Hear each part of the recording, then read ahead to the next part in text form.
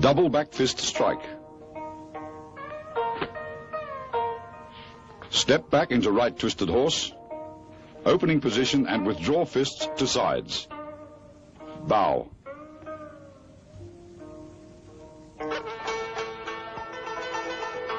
Mastery of the tiger and crane form will come only after intense training, time, and dedication.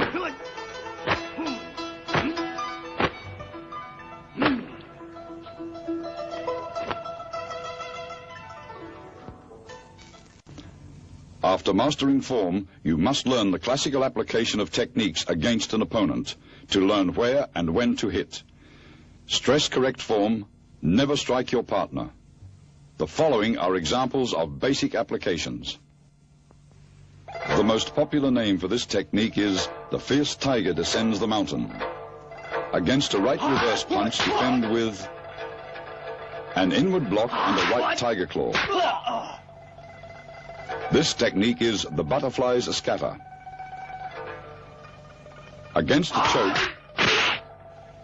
defend with double circle block and double tiger claw push. This technique is reincarnation of the fulfilled crane. Against a left lunge punch, defend with a left crane block and a right crane beak strike to the throat. This technique is monk suns the corpse. Against a right roundhouse kick, defend with a high block and double high-low punch. This technique is fist slides through the sleeve. Against a left lunge punch, dodge and punch simultaneously. This technique is the bent spring leg method. Against the left lunge punch, block and trip opponent using leverage of your right arm and leg. Or against a right lunge punch, sweep opponent.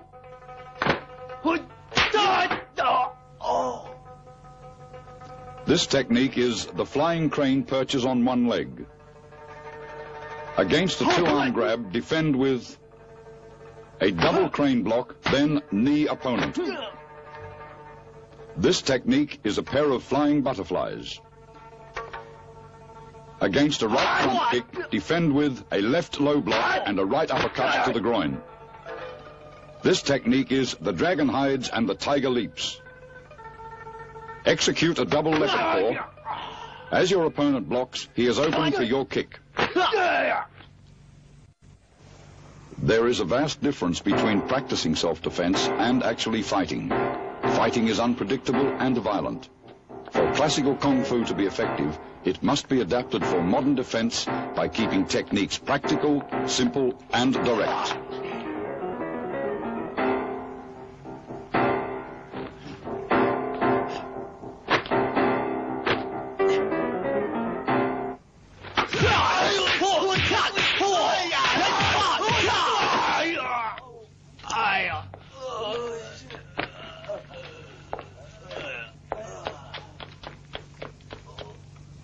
Surprise opponents. Initiate attack with a front kick to the stomach. Crane head strike to face. Snap your wrist to increase power.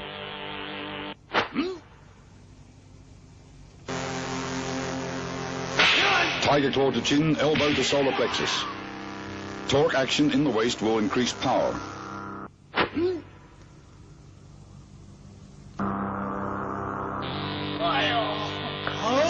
Block, then uppercut to groin. Your force should drive through the target.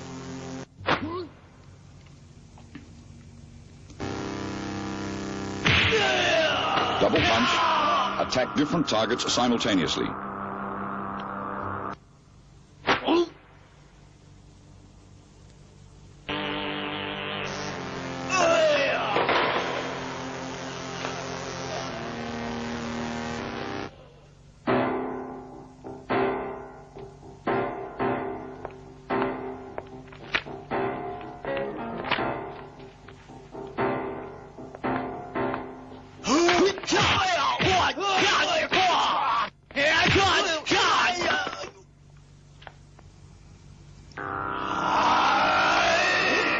Front kick to solar plexus. Powerful kicks originate in the hips, not the muscles. Tiger claw strike, then grab to groin. If grabbed, strike with a free limb.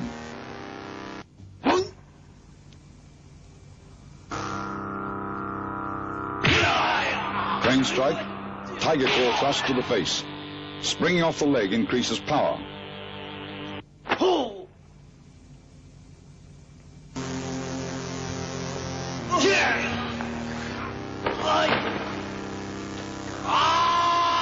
High block, then leopard paw to lower abdomen, block and attack simultaneously.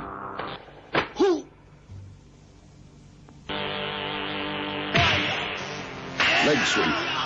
Stun the opponent before attempting a leg sweep.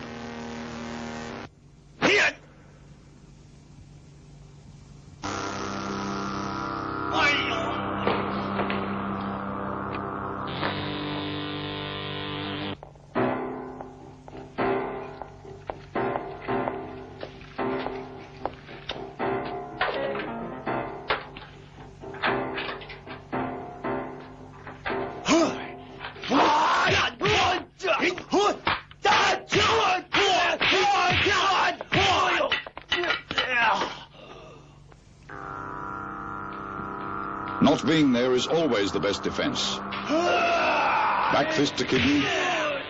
Timing is the key to a successful strike.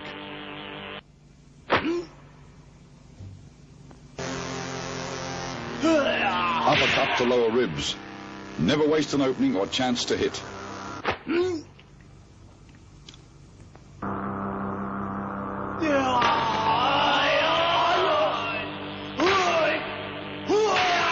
Leopard paw to throat. Some targets may require controlled force.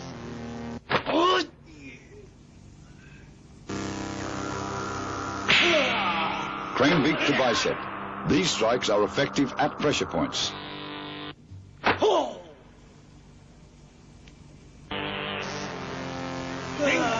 Grab behind the head and knee to the stomach.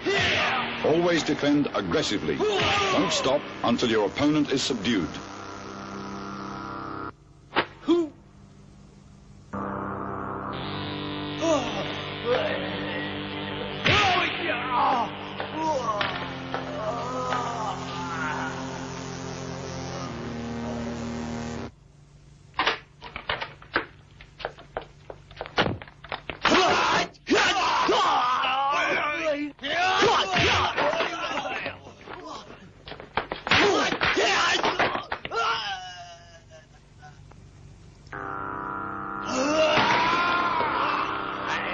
Tiger claw to jaw.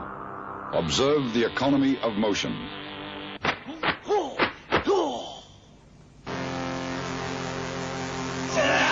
Tiger claw to throat, then choke. Several techniques may be contained in one move. Push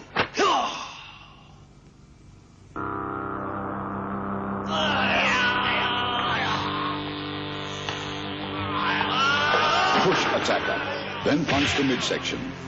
Use one opponent to shield you from the other.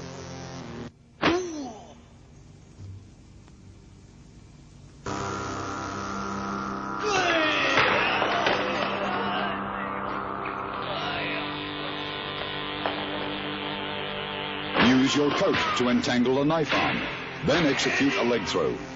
Resourcefulness is an asset in defense.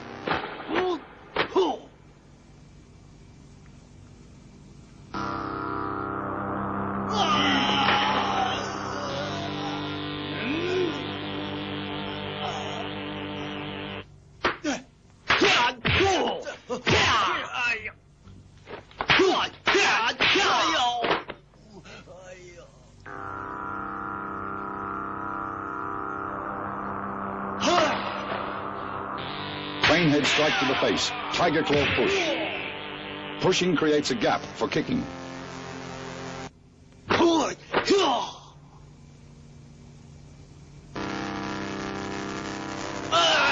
Execute a slipping front kick.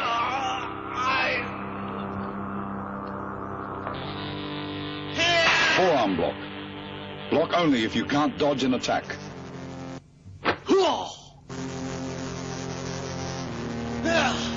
Cross block. Each technique should flow into the next.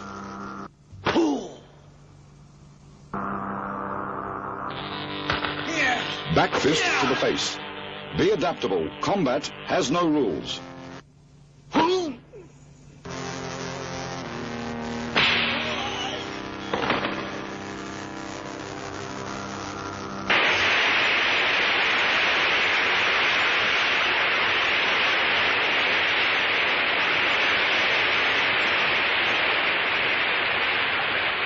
The art of Kung Fu actually transcends the necessity of combat. Once the mind has been emptied of all concern for self-defense, physical and psychological energies may be rechanneled into spiritual development, for ultimately, as the Shaolin monks well understood, Kung Fu begins with the conquering of the opponent and ends with the conquering of the self.